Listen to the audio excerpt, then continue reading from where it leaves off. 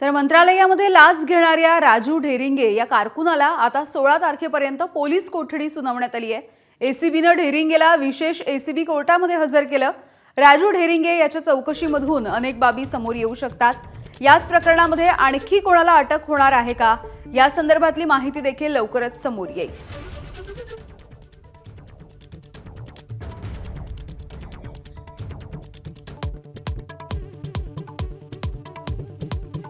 दोन्ही राष्ट्रवादीच्या विलीनीकरणानंतर अजितदादांकडेच नेतृत्व देणार होतो शरद पवार यांच्या राष्ट्रवादीचे प्रदेशाध्यक्ष शशिकांत शिंदे यांचा दावा।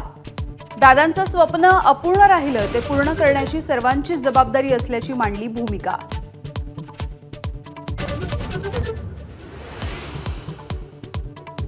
शशिकांत शिंदेंच्या लेखाची प्रत सुनील तटकरे यांनी मागवली। लेख वाचून तटकरे आज संध्याकाळी 4 वाजता पत्रकार परिषदेमधून मांडणार भूमिका।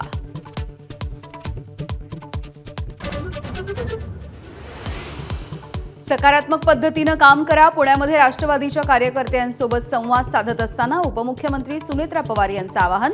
तर जुन्नरमध्ये दोन्ही राष्ट्रवादी एकत्र येण्याच्या अतुल बेनकेंच्या भूमिकेला सकारात्मक प्रतिसाद।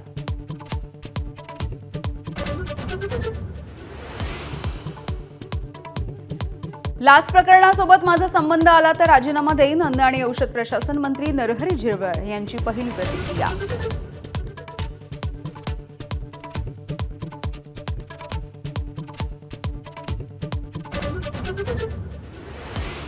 1 कोटींचा आरोप करणारे पैसे मोजायला बसले होते का? चंद्रपूरमधल्या ठाकरेंच्या नगरसेवकांवरती आरोप करणाऱ्या संदीप देशपांडेंना संजय राऊत यांचं उत्तर। तर सुपर प्रवक्त्यांना उद्धव ठाकरेंची भीती, देशपांडेंचा पलटवार।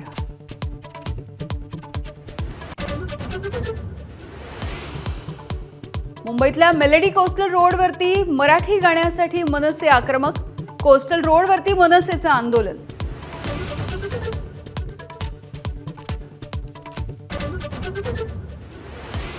एबीपी माझाच्या बातमीनंतर संभाजीनगरमधल्या टोईंग प्रकरणाची चौकशी होणार।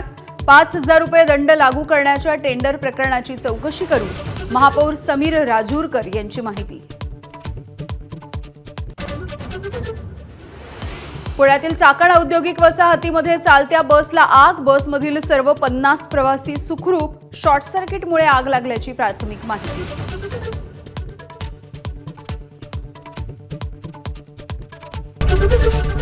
एबीपी माझा, उघडा डोळे बघा नीट।